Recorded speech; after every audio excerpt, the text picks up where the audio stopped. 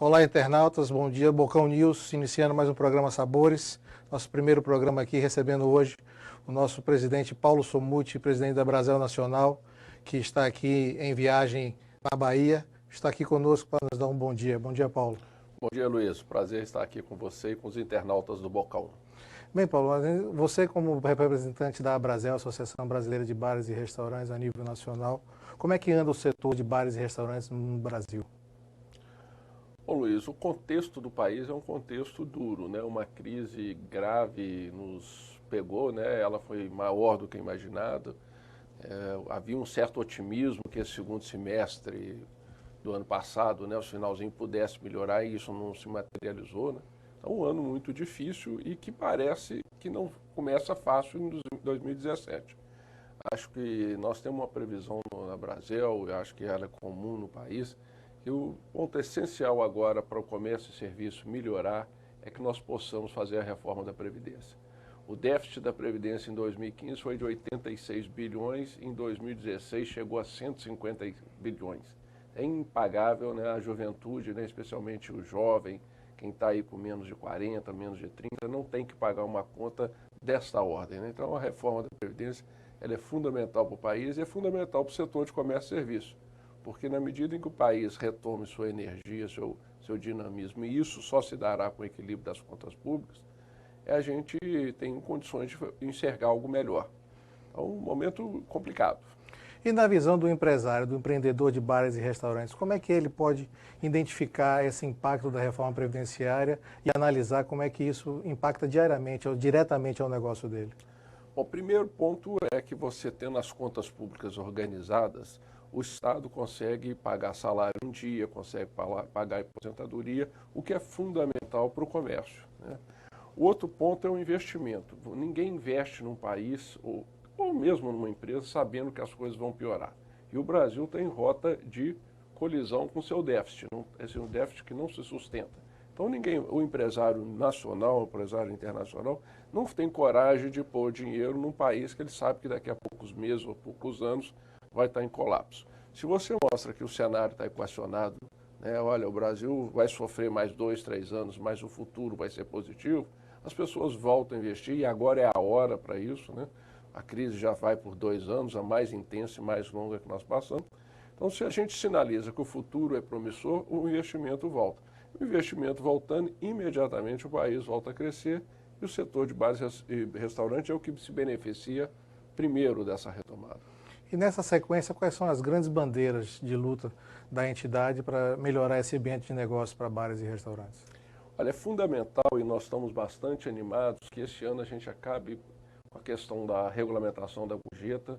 Ela já foi, agora passou por mais uma etapa final no Senado e só falta ser validada na Câmara. Nós estamos muito otimistas. Houve um acordo inédito entre patrões e empregados. E isso é um dos piores restrições, maiores riscos que tem para empreender no setor de bar e restaurante. Nós também estamos otimistas, embora o ministro do Trabalho tenha sempre trabalhado contra, né, mas o governo Temer, de um modo geral, enxerga o emprego no jovem hoje é 4 vezes maior do que o desemprego de quem tem mais de 30 anos. E a solução para isso é abrir o mercado de comércio, serviço, bares e restaurantes. Nos Estados Unidos, por exemplo, 1 em cada 3 primeiros empregos acontece no setor de bar e restaurante. 4 em cada 10 americanos trabalhou no setor em algum momento de sua vida. E no Brasil, isso ainda não, nós temos um subaproveitamento desse potencial de gerar emprego no nosso setor e isso precisa ser resolvido agora com a implantação do trabalho intermitente. Se houver coragem do Congresso, né, se o ministro do Trabalho não atrapalhar, a gente acredita que o emprego volta a crescer no Brasil e ele voltando a crescer, todo mundo se beneficia e é isso que nós queremos. São duas pautas muito importantes para o setor de bares e restaurantes. Eu vim lutando isso já há alguns anos, né, Paulo? E essa questão que você colocou, acho que uma das grandes dificuldades é essa regulamentação da gorjeta. Queria aprofundar um pouco mais esse assunto para o empreendedor que está nos escutando, porque esse realmente é um dos grandes dramas. O que fazer, como fazer, que é sempre essa pergunta que todo mundo fica se fazendo no dia a dia, né? Bom, a gorjeta surgiu um importante acordo, né? Temos 2 modalidades de contribuição hoje no que diz respeito à gorjeta e à lei. Uma é que as empresas que estão enquadradas no Simples, né, e as que não estão no Simples, que estão, por exemplo, no regime real de apuração de lucro ou lucro presumido. Essas vão poder, quem tiver no Simples vai poder reter 20% do valor da gorjeta para pagar os encargos e esses serão incorporados ao salário serão incorporados como remuneração para os garçons, trabalhadores, permitirá que eles tenham esse valor apropriado nas suas aposentadorias, permitirá que eles possam usar isso para obter crédito. E para as empresas que estão fora do Simples, poderão reter até 33%, ou seja, um terço do valor da gorjeta para pagar os encargos. Por que essa diferença? Porque, por lei, quem está fora do Simples paga mais imposto. E esse imposto é devido por quem recebe a gorjeta, no caso, os garçons e os empregados. É um acordo importante que está para ser finalizado agora nos próximos 2 meses na Câmara dos Deputados. E o outro assunto também importantíssimo que você citou é a questão do trabalho intermitente. Também, às vezes, as pessoas confundem um pouco pela questão do termo intermitente. Isso. Que clareza você pode trazer a essa solução, porque é realmente impactante economicamente falando, não só para o setor de bares e restaurantes, né, Paulo? Exatamente, para todo o setor de comércio e serviços, que representa 70% da economia brasileira hoje, que é o que tem potencial para gerar emprego rápido. Trabalho intermitente é aquele que permite contratar por hora com jornada móvel. Ou seja, o jovem, a mãe, o pai que queiram trabalhar parte do dia e folgar a outra. O estudante, isso é importantíssimo, porque ele trabalha, ele precisa trabalhar, né, mas ele tem a escola. Então ele só pode trabalhar quando ele não está na escola e às vezes ele não pode trabalhar porque tem prova no dia seguinte. Então, assim, essa flexibilidade para quem estuda, ou para quem tem, por exemplo, um pai ou uma mãe em casa que precisa de atenção, de cuidados, ou para quem tem filhos menores. Ou seja, existe uma parcela muito importante da sociedade, isso é no mundo inteiro, que quer trabalhar ou precisa trabalhar com flexibilidade. Seja porque tem a escola, que é uma das principais razões, seja porque são pais ou mães de crianças que precisam de atenção, ou mesmo que tem um idoso em casa que precisa de atenção, ou semi-aposentado, aquele que aposentou, está com a sua renda pequena e quer complementá-la num trabalho, mas não aquele trabalho pesado de 8 horas por dia, todos os dias da semana, sim aquele trabalho que complementa a renda, te mantém ativo. Então, assim, é muito importante isso. E há um consenso na sociedade brasileira hoje, as grandes lideranças, inclusive os principais ministérios, o Ministério da Fazenda, o Ministério do Planejamento, a própria Casa Civil, o Ministério do Turismo, a Previdência, todos já aprovaram e entenderam essa importância. O que está amarrando isso é uma posição retrógrada do ministro do Trabalho, do Ministério do Trabalho, que está sendo pressionado pelas centrais sindicais. Agora, é muito fácil a central sindical defender empregos, né, de gente que está no governo, que tem a garantia que não vai perder o emprego, que não precisa dessa flexibilidade e ficar falando enquanto nós estamos com o número de desempregados crescendo assustadoramente e com os nossos jovens abandonando as escolas. Mais de 1 milhão de jovens todos os anos largam as escolas e metade deles larga porque não tem dinheiro para trabalhar ou, não tem dinheiro para conseguir pagar a sua escola ou porque tem um emprego e não tem oferta de trabalho no horário adequado. Então é um problema que precisa ser enfrentado com coragem e não é meia dúzia de central trabalhista que está defendendo interesses corporativismo que podem impedir que o Brasil gere emprego para esses 12 milhões de desempregados que nós temos hoje. Que você nem estava até comentando um pouco antes de começar, exatamente o impacto no número dos jovens, né? Que você fala o nível de desemprego altíssimo, mas quando você foca na questão do jovem, esse número é muito maior, pelo que você estava me trazendo. Muito maior. O desemprego médio no Brasil hoje está na ordem de 12%. Acima de 30 anos, o desemprego está na ordem de 6%. Os jovens estão menos de 30, estão com desemprego 24%, 25% crescendo. Ou seja, o desemprego ele é muito mais cruel com o jovem. E no Brasil ele está mais intenso do que deveria ser, porque se a grande parte da mão de obra que se usa com trabalho intermitente, que é o contratar por hora com jornada móvel, é destinada ao jovem. Por exemplo, vários restaurantes fora do Brasil, metade da mão de obra é por hora. São jovens que trabalham, estudam, é muito comum. Agora, e a outra metade é mensalista, é o gerente, é o chefe, é a equipe mais que você tem que manter ali, que são por mês, né? E no Brasil nós não temos nem 1% da nossa mão de obra hoje alocada com esse jovem. É um problema que precisa ser resolvido. Você teria uma estimativa, Paulo, de quantidade de empregos gerados que uma flexibilidade dessa poderia trazer para o impacto no setor de bares e restaurantes?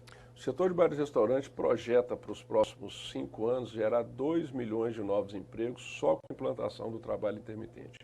E as principais entidades de comércio e serviço acreditam que esse número total vai chegar a 5 milhões de novos empregos, aí incluídos os supermercados, a CNDL, que é a Confederação de Dirigentes Lojistas, material de construção, porque é uma legislação que favorece a todos os setores de comércio e serviço, inclusive shows, que aqui na Bahia, Eventos. né, a gente sabe disso, né, quantos grandes artistas estão sendo multados aí porque às vezes não consegue atender a legislação. Isso precisa acabar porque inibe a geração de emprego, já dá muito prejuízo para as empresas por conta de multas que não deveriam existir e o país não anda e produz menos do que deveria produzir. Aliás, a gente tem até uma situação icônica que você já comentou num congresso da Abrazel, que é o que aconteceu nas Olimpíadas no Rio de Janeiro em relação a isso, né? Assustador, né? Aconteceu, por exemplo, no Rock in Rio. No Rock in Rio, mais de 20 milhões de reais de multas foram aplicadas. E a gente alertava que as Olimpíadas, se houvesse uma fiscalização intensa, elas não aconteceriam. No primeiro dia de Olimpíadas, 500 empresas foram multadas.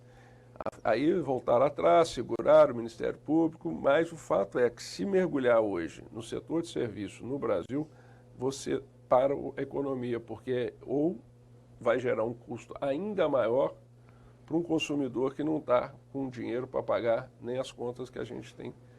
E a outra questão que se levanta sempre sobre quando se toca nesse assunto, isso significa alguma perda de direito? De forma alguma, né? A legislação do trabalho intermitente, que é contratar por hora com jornada móvel, garante todos os direitos. Férias proporcionais, 13º proporcional, aposentadoria, fundo de garantia, tudo que é comum ao emprego normal. No Brasil já existe o emprego por hora, só que ele não permite que você altere o horário. Por exemplo, o setor de comércio e serviço, a gente fala, o horário comercial. O horário comercial, que é de 8 a meio-dia, de 2 a 6, não devia ser chamado de horário comercial. Devia ser chamado de horário industrial. Porque o comércio ele vai até a hora que vai, 10 horas da noite, à madrugada. Né? O consumidor moderno, ele quer consumir a qualquer momento. Né? E o horário regulado, bonitinho, desse que 8 a meio-dia, de 2 a 6, é da indústria. Porque a legislação, inclusive, nossa, foi feita em 1942, completamente anacrônica. No setor de serviço no Brasil praticamente não existia em 1942. Então, hoje ele é 70%, né? Os 7 em cada 10 reais de riqueza que o país gera vem do setor de comércio e serviço.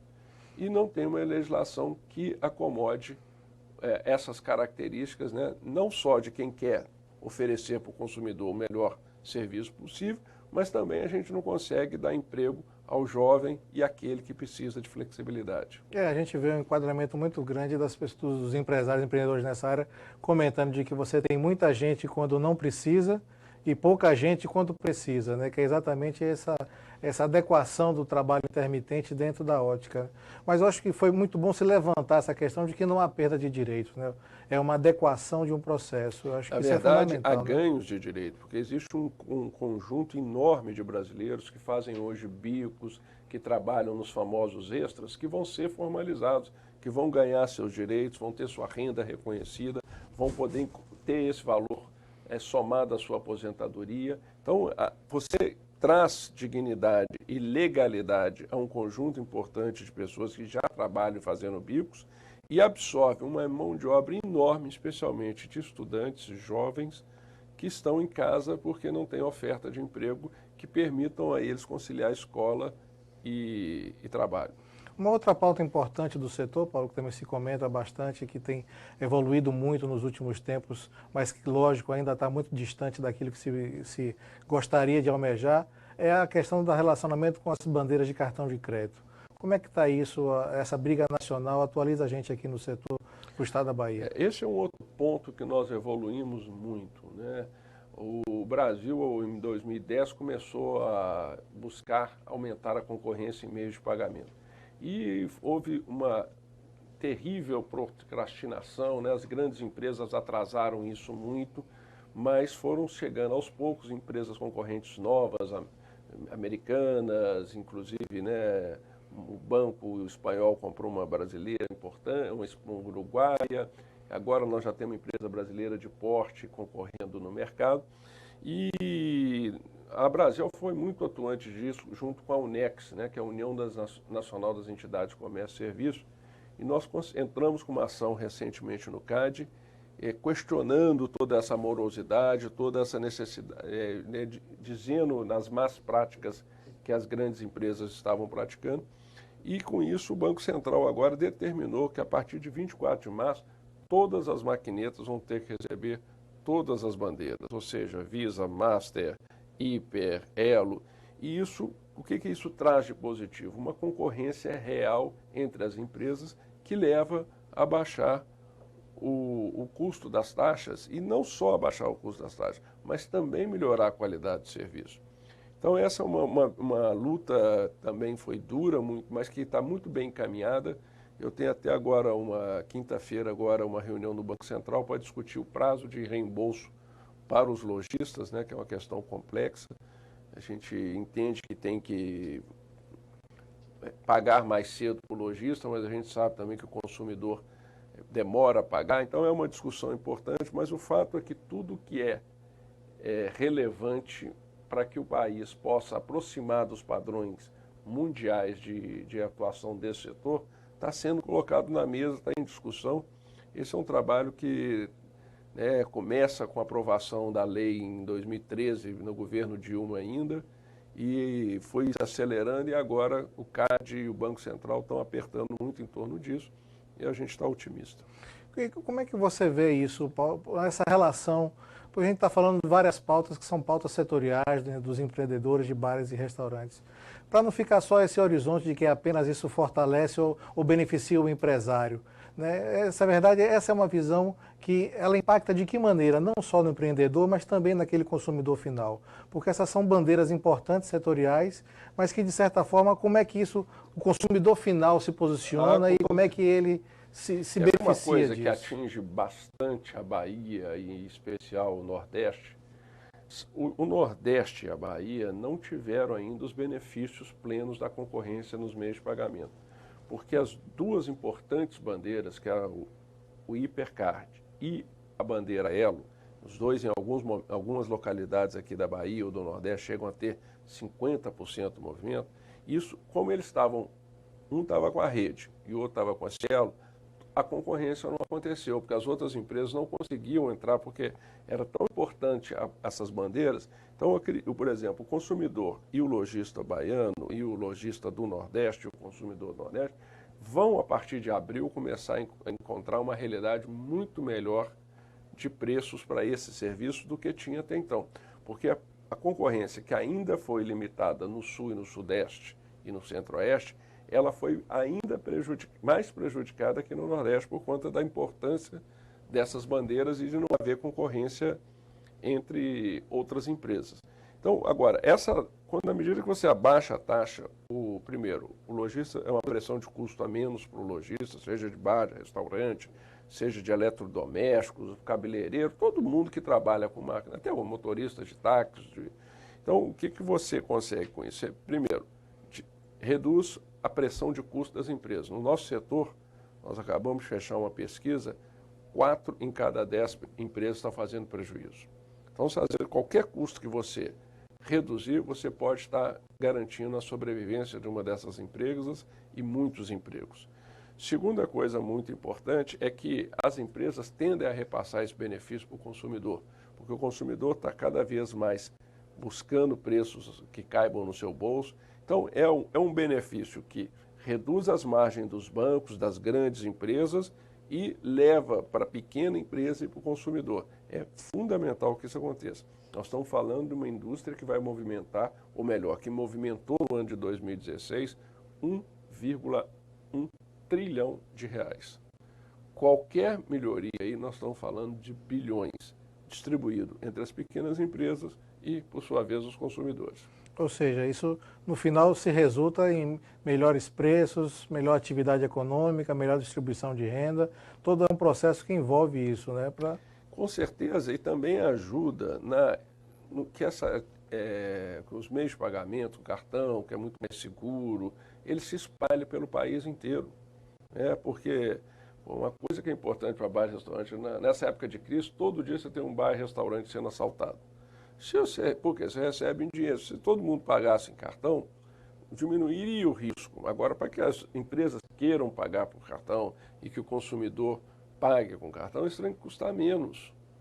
No Brasil, nós temos um problema do vale alimentação, né? Que no bares e restaurantes, vale alimentação para o supermercado e vale refeição para os restaurantes.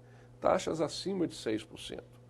Lá fora, esses números são de 1%. O cartão de crédito no Brasil, 3%, 4%. Lá fora tem taxas até de 0,5%. Ou seja, não é uma questão de tabelar. A Brasel e acho que toda a Unex, né, as entidades de comércio e serviços, acreditam no mercado de alta competição. Que os preços e os serviços sejam prestados com qualidade em função de uma concorrência que o consumidor é o rei. Ele decide, eu vou para ali porque ali eu estou encontrando preço com qualidade que me satisfaz. Exatamente nessa linha que você coloca de mercado de alta competição, a gente esbarra o tempo inteiro nessa questão da regulamentação do Estado e a sua interferência dentro dessas atividades. No mercado de alta competição, como é que fica esse relacionamento entre a atividade empresarial e o poder público? O Estado e o Legislativo, mesmo os municípios, têm sido terríveis para o empreender no Brasil. Existem muitos legisladores, nosso setor, por exemplo, estão frequentemente buscando seus 5 minutos de fama na televisão, nos jornais, com leis absurdas que muitas vezes são inconstitucionais, você derruba, outras são economicamente inviáveis, outras parecem ter um viés de proteger interesses que a gente não sabe quais são. O fato é que a cada momento surge uma lei nova e essa lei sempre onera a empresa e, ao onerar a empresa, onera o consumidor. E você também coloca, são tantas leis e tantas obrigações que nem o Estado consegue fiscalizá-las. Então, quando é uma lei que não pega, mas gera uma vulnerabilidade enorme, porque um fiscal chega lá, porque você não tem a placa que devia ter, ou não sei mais o que, e isso acaba virando, às vezes, até pedido de propina, e é muito ruim, né? A sociedade vai perdendo suas referências éticas, porque há um estímulo a esse mal fiscal aproveitar de uma legislação inadequada para extorquir dinheiro. Há um aumento de custo para o consumidor e para a empresa que é inadmissível, porque são leis absurdas que não existem em qualquer outro lugar do planeta. Então, uma vez por outra acontece. A Bahia mesmo gosta de fazer de vez em quando isso, né? Visto agora, dia 27, foi assinado aqui um decreto-lei, um projeto de lei que implementa a questão do álcool gel em praticamente todo o comércio do estado da Bahia. E nós estávamos comentando que isso só para bares e restaurantes significam 60 mil estabelecimentos no estado, mas envolve praticamente toda a linha de comércio. E aí fica a questão para quem está nos acompanhando, os internautas do Bocão News. Do outro lado, a princípio, para quem vê, acha que isso é um bom negócio, acha que é uma tutela, que é um benefício para a saúde ou para coisa. Como é que isso impacta do outro lado, né, Paulo? Como é que essas leis vindo aos empresários, ao empreendedor, como é que isso se reverte para o usuário final, que a princípio imagina que isso tenha a ele um benefício? Bom, primeiro é surpreendente e lamentável que a Bahia esteja, né, enfrentando mais uma legislação desse tipo. Eu não pude ver a lei ainda, né, porque pelo que eu soube ela é recente, mas eu acredito que ela provavelmente não atingiu as dependências do governo, não atingiu as dependências do legislativo, onde a gente sabe que tem muitas mãos sujas que precisariam estar sendo lavadas.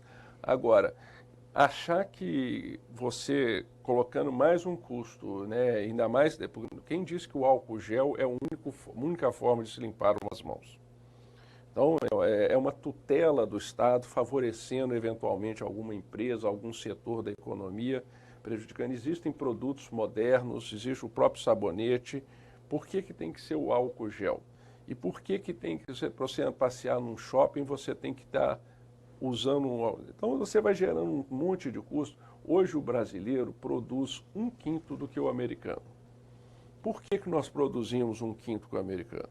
Nós temos alguma deficiência genética, Nós sabemos que a nossa educação é inferior, isso impacta, mas vai para a agricultura. A agricultura, o Brasil é líder em produtividade mundial. Vai para a aviação. A Embraer é líder, compete com os maiores do mundo. Por que o brasileiro que trabalha com agricultura ou trabalha com a aviação consegue ser líder de produtividade e o brasileiro que trabalha com bar, restaurante, comércio e indústria não consegue? Na minha opinião, a explicação é que esses setores do agronegócio se articulou bem, o setor da aviação teve uma proteção importante, conseguiram legislações adequadas para produzir bem. Já o setor de bares e restaurantes, que não tem a gorjeta regulada, não tem o trabalho intermitente, tem governador inventando lei de álcool gel, tem uma burocracia enorme para prestar contas, você não tem como ser produtivo. Por isso que o Brasil produz tão menos e gera tão menos emprego e menos riqueza. E não é por deficiência genética, porque senão a nossa agricultura não seria líder de produtividade no mundo e nossa aviação, representada pela Embraer, por exemplo, não seria competitiva num mundo tão aguerrido da alta tecnologia. Paulo, nós estamos aqui com Paulo Somuth, presidente da Brasil Nacional. Gostaria muito de agradecer a sua presença, de estar aqui com a gente hoje, batendo esse papo. Queria deixar aberto para a mensagem, já que você está curtindo aqui de férias a Bahia, né, escolheu sempre já de alguns anos de passar o verão aqui conosco. Queria deixar aberto para que você possa trazer um recado aos nossos empreendedores do setor e ao público que nos assiste. E já lhe agradecendo desde já a participação para a gente possa ter desses vários outros papos depois.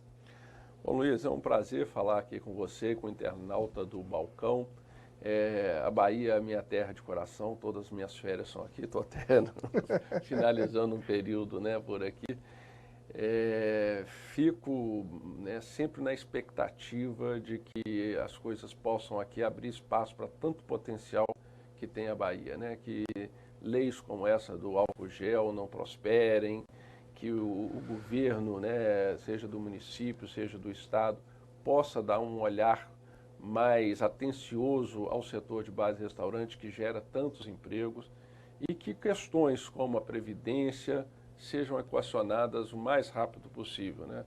Nossos estados estão passando por um momento de dificuldade e precisa que o governador e o legislativo foquem no que é de fato necessário para construir um futuro melhor para o Brasil e não fiquem inventando, né, firolas que só tumultuam e pouco agregam para o bem-estar da sociedade e de quem trabalha para gerar emprego no país. Um grande e importante deputado disse na semana passada, no Brasil, né, principalmente no Brasil dos sindicatos, todo mundo fala do emprego, há grande apreço pelo emprego, mas não há nenhum apreço, pelo contrário, para quem gera esse emprego. Então, o Brasil precisa enxergar com melhores olhos as empresas e quem gera emprego, porque aí a gente vai encontrar um futuro melhor. E eu agradeço mais uma vez a oportunidade de estar aqui e já peço para deixar a minha vaguinha para voltar. Para a próxima. Bem, internautas do Balcão News, esse é nosso primeiro programa Sabores. Já convidando vocês na próxima semana, na próxima segunda-feira, a estarem conosco acompanhando mais uma edição do programa. Um abraço, até lá.